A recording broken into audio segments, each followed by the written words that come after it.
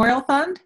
I'd like to welcome you to our multi-state collaborative second webinar that we are doing on a monthly basis now. We're just going to give people a few more moments to call in or sign in on the computer. Looks like we have about 25 people. I'm expecting a few more. So if you just hold tight for a moment, we'll get started shortly. I'd also request that if you are using a phone and a computer that you mute one or the other, so to minimizes the feedback that we get. Thank you.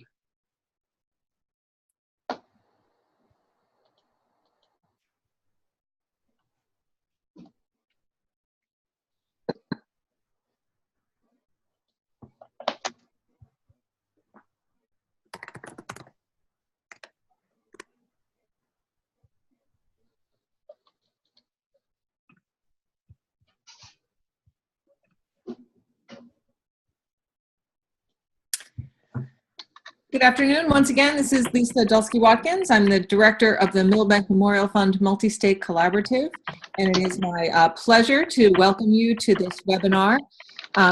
Today we have two presenters and one introducer for our discussion on data aggregation, analytics, and reporting in multiplayer environments.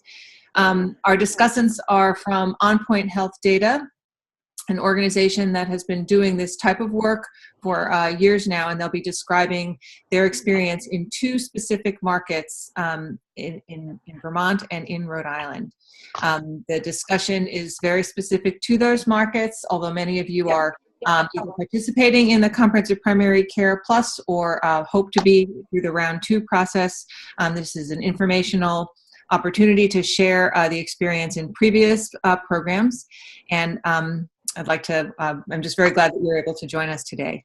As you've noticed in the Zoom technology, you have the opportunity of sharing your thoughts or questions in the chat function. Please feel free to use that liberally. We will be following the chat side of the screen very closely so we can make sure that we'll get questions answered in the second part of the presentation today. We have, as I said, two presenters, and they will be giving their talks in the first half. I'm going to try to hold questions to the second part so we can have a more free-flowing, facilitated discussion.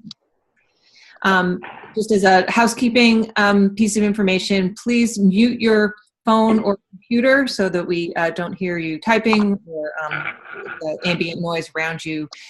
It's just it's easier for people to hear and be able to participate fully in the conversation. So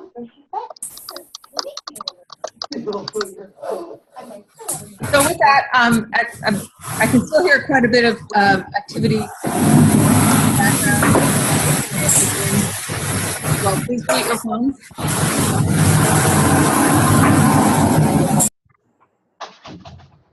Great, thank you very much. With that, I would like to turn the mic over to my colleague, Jim Harrison, who is the head of Onpoint Health Data, and he will in turn be introducing our speakers. Jim? Sure, thank you, Lisa. Again, I'm Jim Harrison, Onpoint Health Data. If you forward, we've got a quick outline of our agenda. We're going to do intro and background.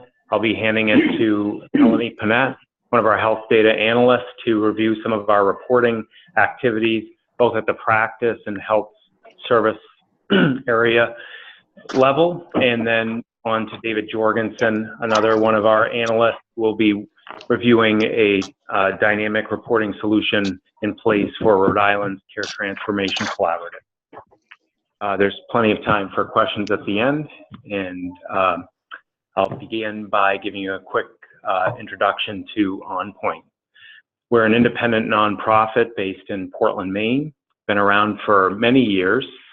We actually got our earliest start around regional variation work for Jack Wenberg that was done a precursor to the Dartmouth Institute. It's a relationship that continues today, and much of the work we do today is around variation at the practice level. We got our start building claims databases in the mid-90s for a regional health improvement initiative in Maine, and And some of the more recent work that Melanie's going to be showing you a piece of involves the linkage of claims and clinical data, other sources as well. We are currently on behalf of 8 different regional or statewide data initiatives, taking in data from 37 states and 250 carriers on a monthly basis. And the work we do in taking that in, cleansing it, and generating the necessary analytic enhancements to support the reporting needs of the end user or use case we're trying to support is really critical, from consolidation and identity resolution, both for patients and providers, on a risk scoring, assigning groupers, flagging, all that needed for measures generation, provider attribution, something you're all familiar with, and all of that required for this use case, primary care practice reporting.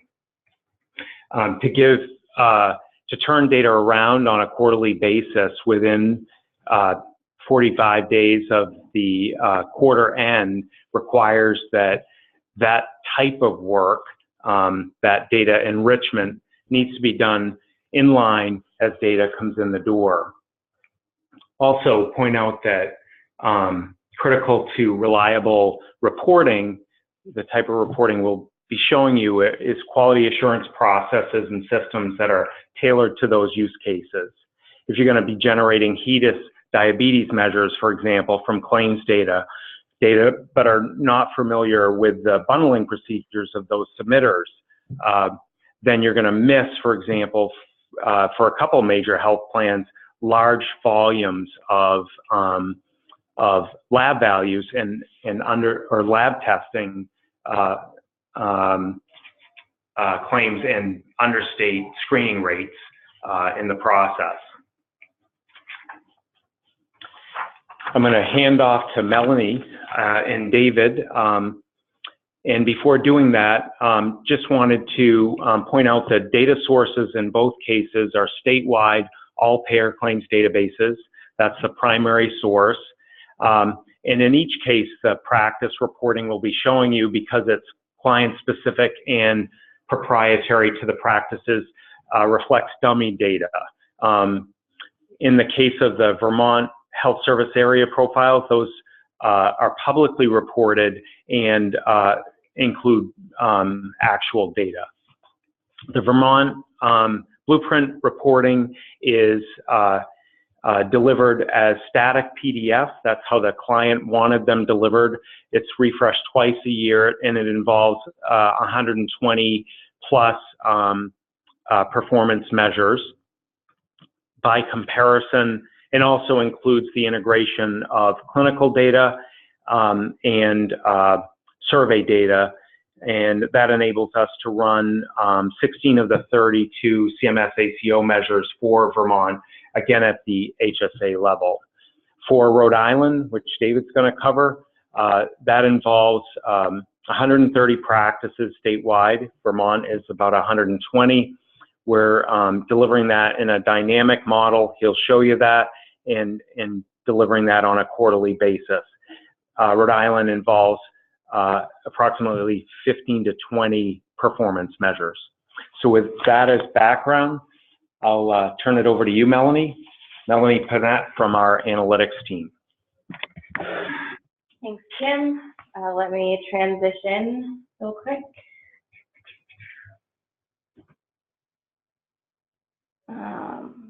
So I'm going to be talking to you all today about the Blueprint practice and health service area level profiles as a use case for using claims and linked clinical data to demonstrate performance and patient outcomes.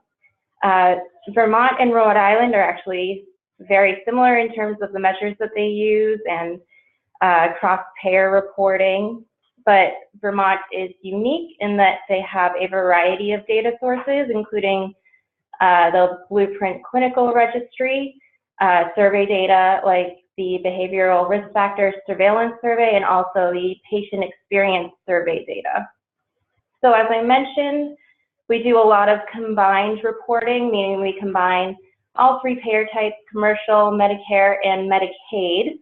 And when we do this, it's important to understand that there are some significant differences in health status and demographics and reimbursement structure across these three payer types. So in order to adjust for that, we've actually developed a risk adjustment model, which you can find more information on in a link in Jim's presentation. There's actually a paper on that methodology. So this first page is a dummy practice profile. The purpose is to sort of show the practice's performance compared to other practices within its HSA and also to statewide.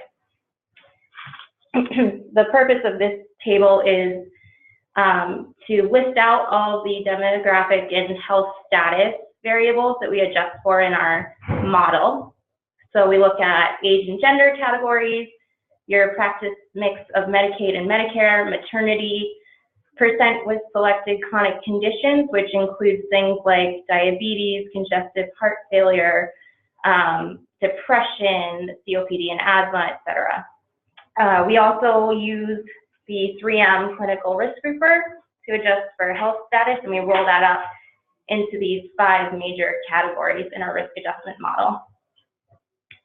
Something that's not in this table that we also adjust for is special Medicaid services, and those are services that are unique to Medicaid and are included in our claims data.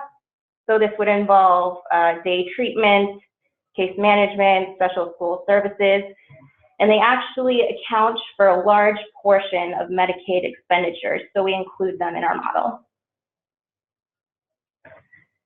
And I'm going to bring you to our expenditures page. This first figure here shows the practice's total expenditures per capita versus its HSA's total expenditures per capita, as well as the statewide rate. All of our dollar measures are capped at the 99th percentile in order to account for outlier cases. And we also provide 95% confidence intervals to show statistically significant differences between the populations. And I'm going to jump to our trending page, which is also unique to the practice profiles. So we have total expenditures per capita over around 6 different time periods, annual time periods, so that the practice can sort of compare their performance year over year relative to their HSA and also to statewide.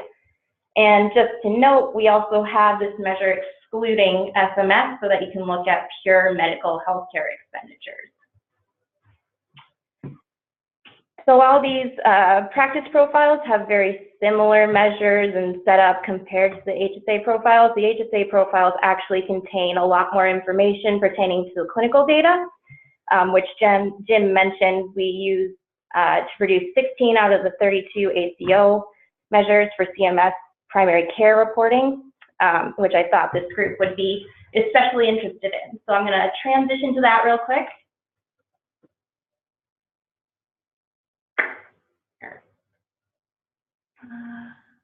There we go.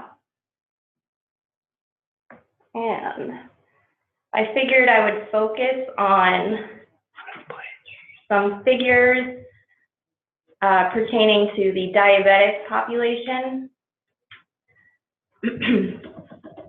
because they are utilizing the clinical data in a variety of different ways. So this first figure, as you can see, or the second figure rather, figure number 13, shows variation in the diabetes nephropathy screening across the 13 different HSAs. And Springfield has the maximum result at about 76%, and White River Junction is down around 57%. And this is a claims-only HEDIS measure. I believe it's called Comprehensive Diabetes Care Management, which I'm sure you're all pretty familiar with. Table 2 is very interesting in that it compares the diabetes population with A1C in control versus not in control. This is a composite of clinical and claims data. And the main takeaway from this is that between the two populations, we do not see significant differences in total expenditures. You can see their confidence intervals actually overlap, but the diabetes A1C population in control actually shows significantly fewer inpatient discharges and days and ED visits per 1,000 members, which is very valuable information to our providers. And moving right along, figure 14, again, this is composite clinical and claims data showing diabetes, tobacco, non-use. Now you might notice that the confidence intervals are a bit wider on this figure, and there are actually a few HSAs that drop out, and this is likely due to small denominators. Some service areas don't provide data on tobacco screenings, or they just have very small numbers, in which case we have to blind their results. So that's just one of the many challenges of using clinical data in conjunction with our VCures claim data. In comparison, we have this diabetes with blood pressure and control measure, which is way more consistently reported and has all 13 of the HSA results.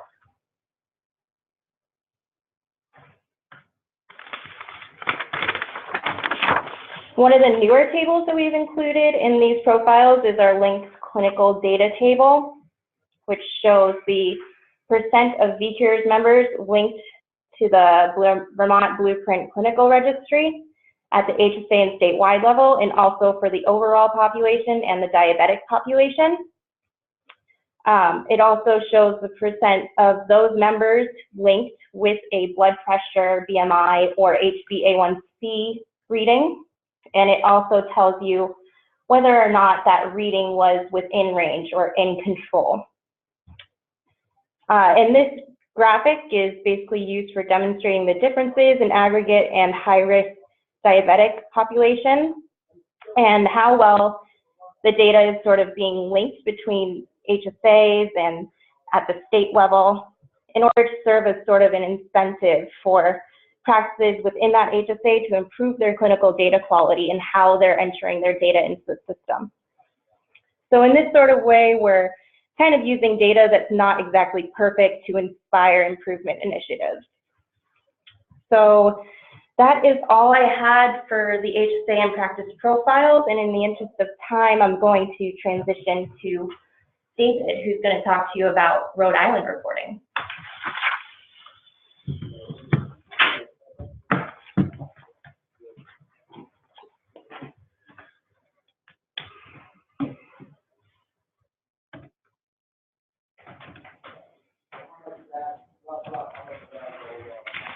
All right, thanks, Melanie.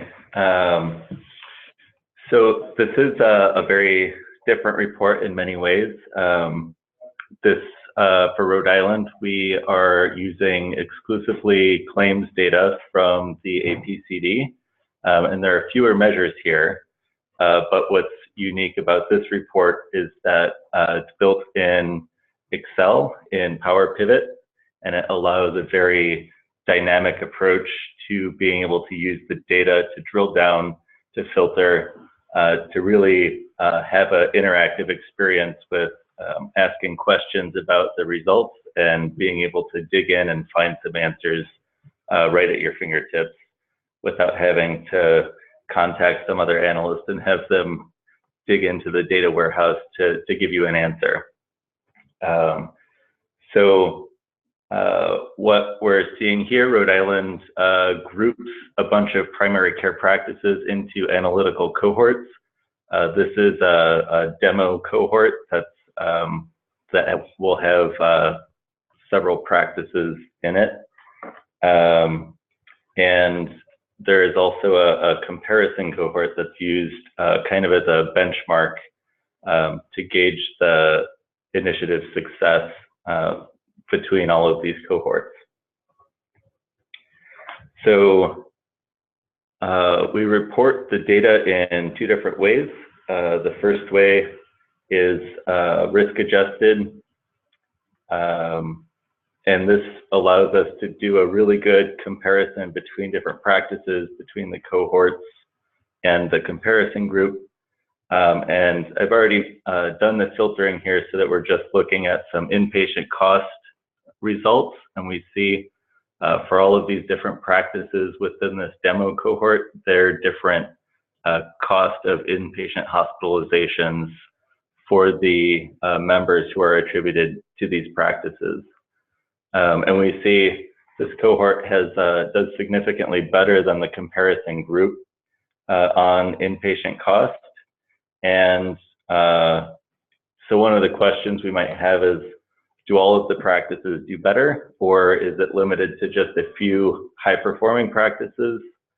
And when we look at the practice results, we see almost all of them are actually also better than the comparison group. There's only one practice that does worse than the comparison group.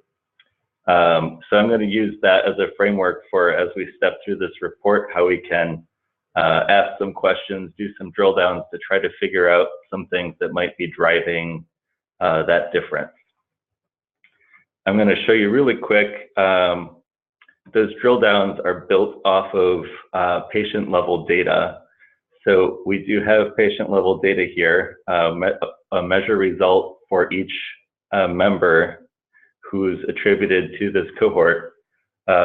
And this is dummy data, this is blinded data, so it's not sensitive information, but we have all of these different variables available for filtering, for aggregating, for all of our drill downs. So obviously this is a really rich data source. Looking at this table is a bit much. So I'm going to jump over to some of the drill downs to give you a good visual of what's really going on with this data. So when we were looking at those summary results, we saw Memorial CPC was the practice with the highest inpatient cost. So this demographic summary tab is sorted by practice. You can see all of the practices on the top here, and we can jump from one practice to the next to see a difference in their demographics. So Coastal Wakefield had the lowest inpatient cost, and we see that they're a largely commercial population, where Memorial CPC had the highest inpatient cost, and we can see that they're largely a Medicaid population. We have other demographic information in here around age and gender. We have their risk categories here.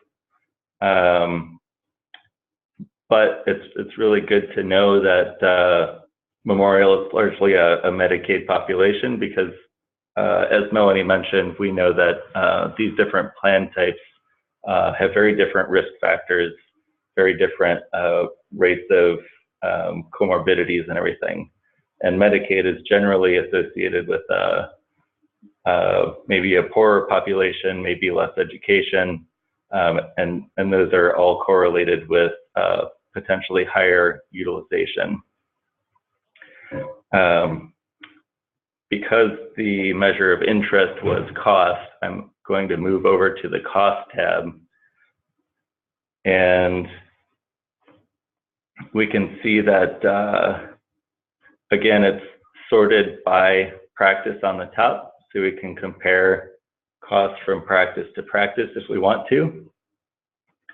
I'm going to look at Memorial CPC because that was the highest utilizer, and just to give you a sense of what we're looking at, this top left is the total cost overall for the entire practice. I've reported both the inpatient cost and the total cost, total all medical cost. The cost broken down by CRG category. This is a 3M risk group category.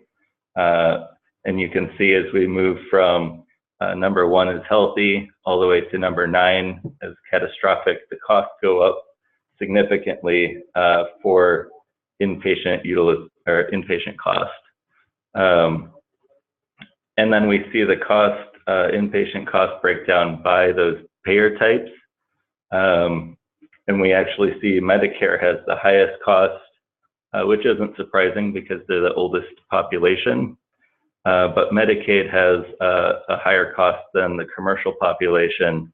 So just the volume of extra Medicaid patients would also contribute to a higher cost in this practice. To give you a sense of the breakdown, how we can do some more drill downs here, I'm going to jump into some of the filtering fields. This tool is really easy for somebody who's not a trained analyst to just click on a chart and then click a field that they want to filter on, and it will automatically update that graphic so we can see a breakdown by gender and by payer within this chart. So if that's of interest, that's a great way to filter. Maybe we want to look at the risk factors also associated with the major payer, so we can add that filter to that chart. And it gets a little noisy if you're filtering too many things, but you can always update your filters a little bit to give you a more limited option, so you can just look at a few things.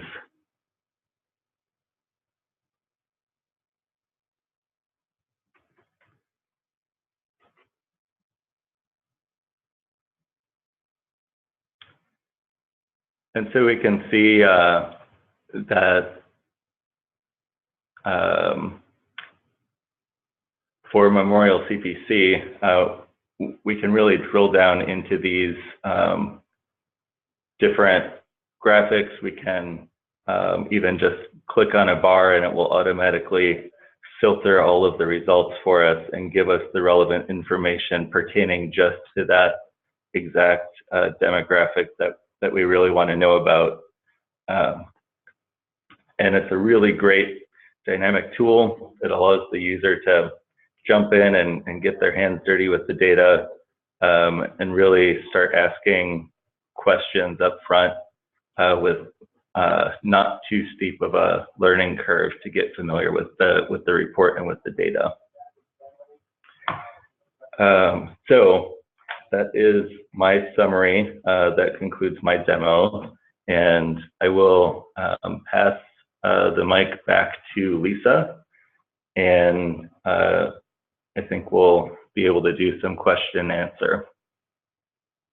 Great, thank you, both David and Melanie. That was a really terrific summary, and appreciate the time that you've taken to create these presentations for us. I do want to make one statement just on behalf of the fund that our colleagues at Onpoint have done this work. Obviously, you're hearing some about specific work on behalf of multi-payer advanced primary care practice activities in both Vermont and Rhode Island, and both Vermont and Rhode Island were participants in the multi-payer advanced primary care practice demonstration that was part of the Innovation Center suite of activities over the last 5 years. So this is an extensive experience, and obviously this is expanded beyond just the Medicare population. That's part of the CMMI's interest in this, but the specific activities are for that program. This is Onpoint has as part of a contract for data aggregation that is a larger contract with Deloitte, and they are not offering this type of aggregation and analytics services on behalf of the CPC Plus. But obviously they have a tremendous amount of experience, and we're glad to hear from them. So I haven't seen any questions from anyone in the chat function. Please type furiously in there if there's something you want to ask about, or we can unmute people and have them ask verbally on the phone if they'd like to speak. I have a couple of questions just to sort of start off for both Melanie and David in terms of the reception on the part of practices of getting this kind of information. And you know, I come from this I think everybody on the phone knows that I worked in the Vermont program for 8 years with the Blueprint for Health. And we certainly went through what I think you can describe as data grief as people start to get a handle on what the actual truth is about what their patients are experiencing, and that really how they look compared to their colleagues, whether in the state or in the local health service area, which is what HSA stands for. But I wondered if either of you wanted to just speak to the interactions that either you've had directly or your colleagues with practices or with advocates for those practices in terms of reception of getting those reports. So this is Melanie. I'll start. So Blueprint's been at this for a really long time. We've had a lot of discussions around how we want these profiles to be used and developed, and they're very meticulous about the data quality year over year. And the practices have had, you know, mixed feelings about it, depending on how they've performed over the years. And there's always some pushback between the Blueprint and the practices involved, but obviously in a very constructive manner. We actually have 4 payment measures that we focus on in the HSA profiles, 2 child-based measures and 2 adult measures. And based on performance on those, the Blueprint provides a supplementary payment on top of their baseline payment, so that it's sort of fair and everyone gets a chance at improving those measures and receiving some sort of incentive to stay in the primary care medical home. David, anything you want to add?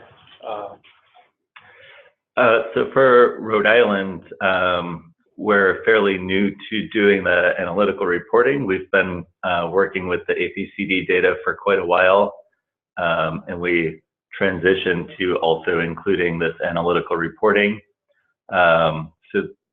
This demo that I showed is still in kind of a preliminary exploratory phase with them, and we're going to be working with them to really figure out the best solution, any tweaks or modifications for how they can do it.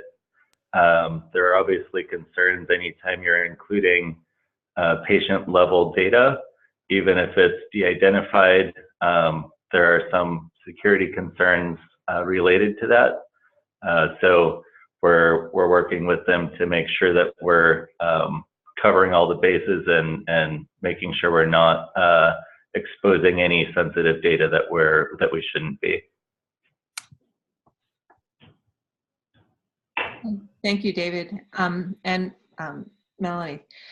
I do have a question that came in from our colleague Karen Johnson in Kansas City, and she's with a new CPC Plus program there. Her specific question was to you, David, how frequently the Rhode Island Power Pivot tool is updated?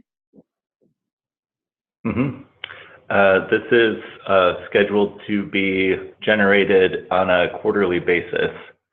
So for each quarter, we would generate a report that includes the previous 12 months of data, and then every 3 months we would just shift that data up one more quarter to give the latest results.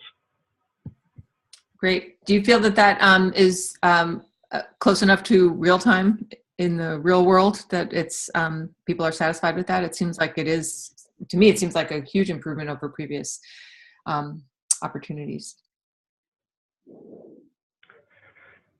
Yeah, I think quarterly reports are really well received. I think the more data people see, the more data they want to see. So as soon as they start getting more frequent reports, they also want to speed things up and see them even more frequently. But quarterly has been working really well so far.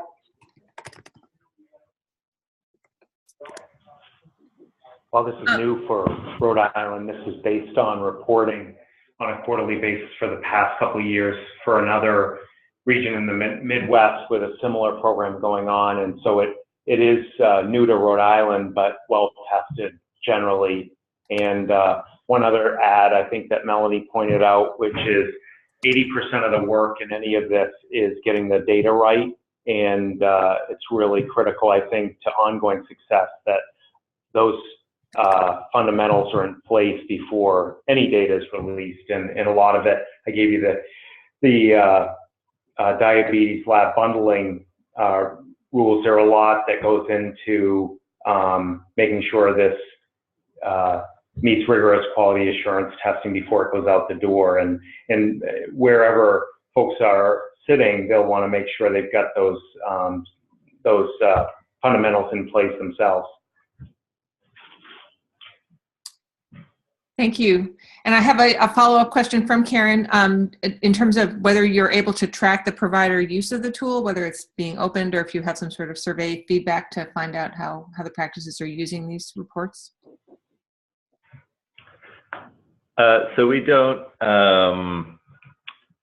directly track their usage, but we are in constant contact with the CTC, and there are data user groups that provide feedback, let us know whether the data is valuable or not, what elements are really of the most interest, and be able to give us some direction to move forward to continue developing the report for the best use case.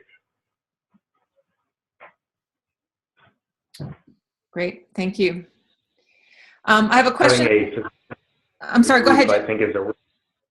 I was just going to say, I think in each community we work in, there's consistently a multi-stakeholder group that includes physician advisors, often payers, and I think that's really essential, and could be a clearinghouse for that feedback, deciding which measures to add in the next edition. The other thing is these aren't static. It's starting, with those 16 measures David showed in Rhode Island. They're already talking about what measures they want to see in the next iteration.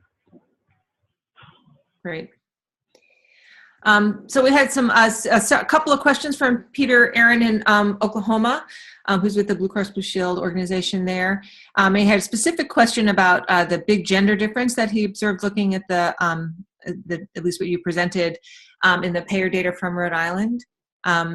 And then a follow-up question was why the severity difference between private payers and Medicare, and whether you might attribute that to cancer or catastrophic patients and their presence in the private payer group.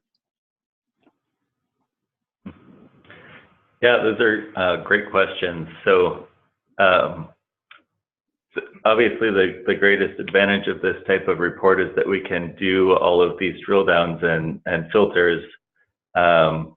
But you also have to be careful as you do more and more drill downs, you are looking at fewer and fewer members. So if we think about the demographic tab for the Memorial CBC, they had a pretty small Medicare population. And I would guess that this wide variation in the Medicare expenditures between genders is most likely just an artifact of having a fairly small population. There could be just one or two females in the population who had extreme events, who had very high inpatient costs, and that could be driving the difference just from one or two members having that higher cost there.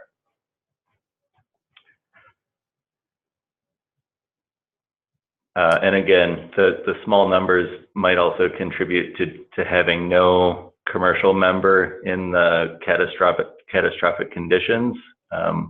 Again, there were not very few, but there were fewer people in the commercial population for this practice.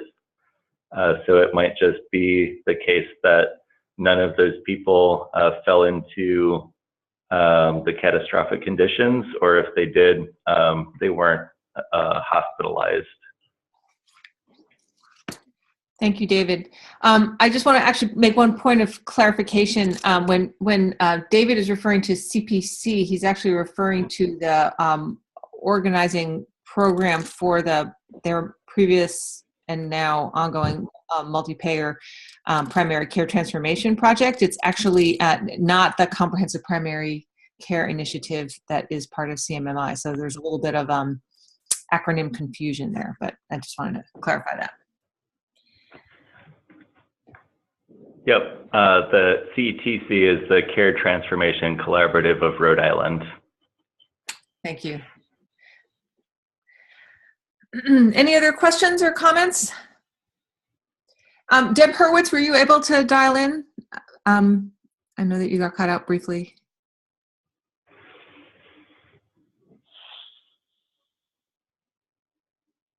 I guess not. That's too bad. Unfortunately, I don't see on the list of attendees anybody from Vermont on the phone. So I was hoping to get a little bit of the sort of bird's eye view from people who've been involved in these programs over the years. And Deb has been a leader in the Vermont, in the Rhode Island CTC. So if she's able to dial in a moment, we'll hopefully get some background from her. In the meantime, there are a couple of other questions from Alicia Berkemeyer, who's with the Arkansas Blue Cross Blue Shield organization.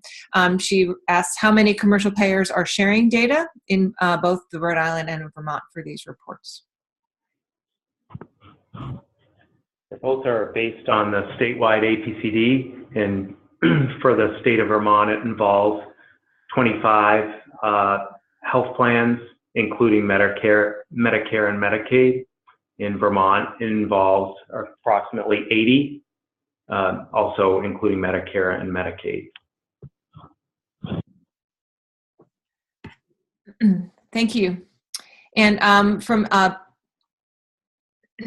another question from another colleague, how to account for the different reimbursement policies.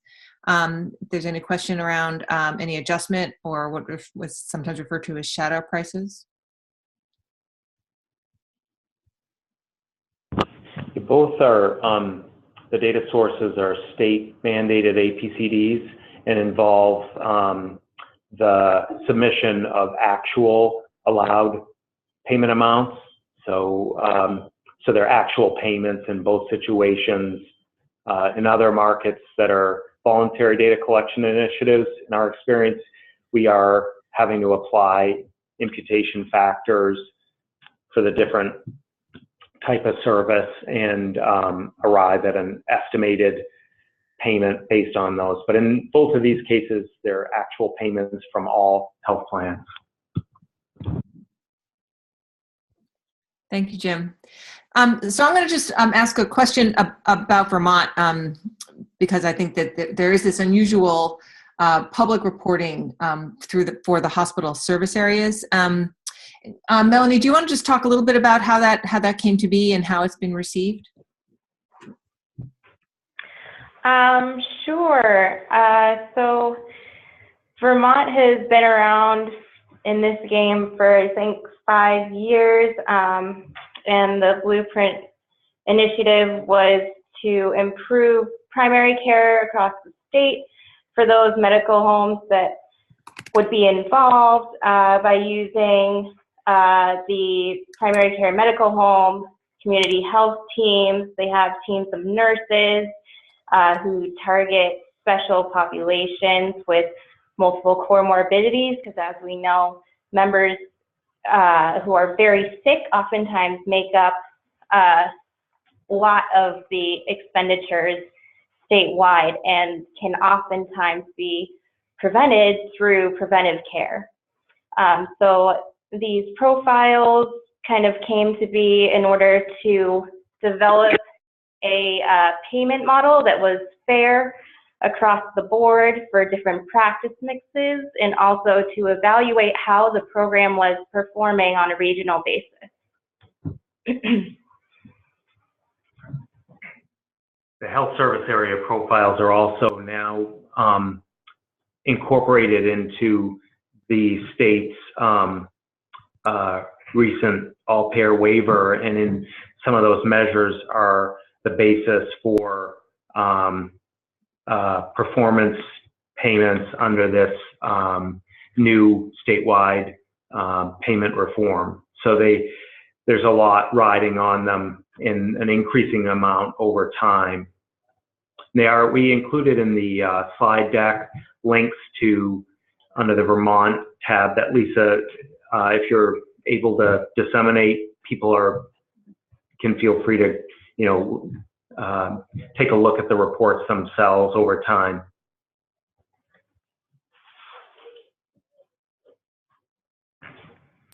Thank you, Jim.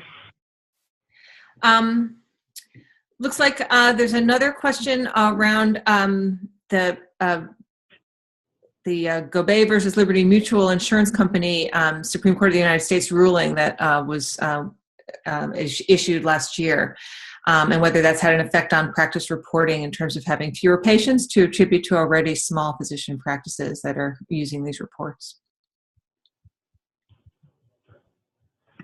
Yeah, so the reporting periods that you see here today would not have been affected much. Definitely an impact to the self-funded commercial population that we're able to receive going forward. I think Rhode Island's been quite successful actually at outreach to health plans, encouraging voluntary, and employers in that case, encouraging voluntary submission of those ERISA plan data. And in each case, in each of the state mandated APCDs, the public employers fall outside that. So those self-funded carriers do get included. So it can be an impact of 20 or 30%. It hasn't yet hit that level, but that's the possible level we expect to see in terms of attrition.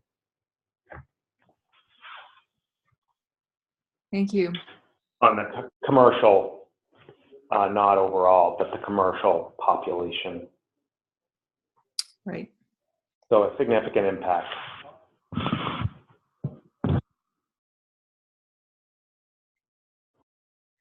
Any other questions or comments?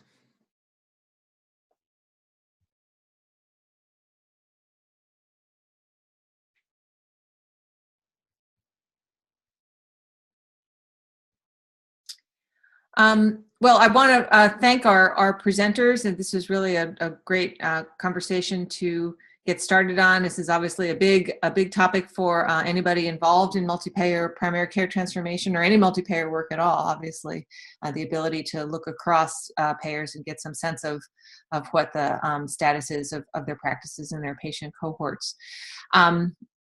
These slides are not yet publicly available. We may have some sort of edited version just for some reference that we will be sharing through our website. And obviously this information that needs to be treated respectfully, it may be proprietary. So we'll be following up with our colleagues to make sure that we can share anything specifically. We have another webinar coming up in a couple of weeks with colleagues from Mathematica who will be talking about the Comprehensive Primary Care Initiative Classic, which has just finished, and there's a report that was released publicly at the end of 2016 about the third year of that project, and we're looking forward to having that conversation. That's on the 30th of March. And that you'll be getting more information about that as well. And if you have other ideas about things that you would like us to explore as we continue with our webinar series, please feel free to contact me directly. This is Lisa Watkins and at the Milbank Memorial Fund. I think you all have my email address. And we're very excited to be able to continue these conversations. I hope that they're useful to you. We'll certainly welcome your feedback. Again, thank you very much for participating. It's just about 10 minutes shy of the hour, so I'll give you back a little bit of your day. And thank you very much for participating.